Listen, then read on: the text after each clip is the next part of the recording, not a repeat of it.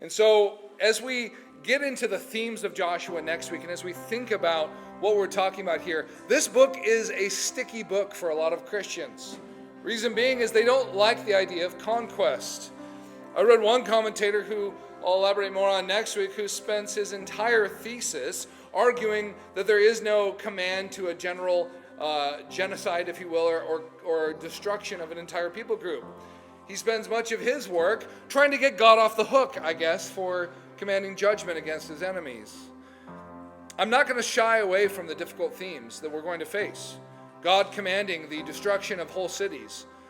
God allowing a harlot to lie and have her life preserved because of her deception. We're going to have to wrestle with these things and recognize that God uses them for good. God actually declares them to be good, and those same people find themselves in not only Christ's genealogy, but praised for their faith. What do we do with that? Well, the modern Christian has to come up with an explanation to soften the God of the Old Covenant. And yet we, knowing that God is eternally the same, from everlasting to everlasting, as our call to worship said this morning in Psalm 90, He is God. He is unchanging.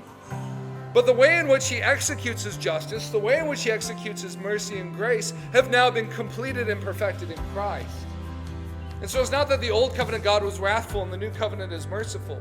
If anything, Christ is a scary judge to whom the world should fear. But God is the same God of justice, the same God of mercy from everlasting to everlasting.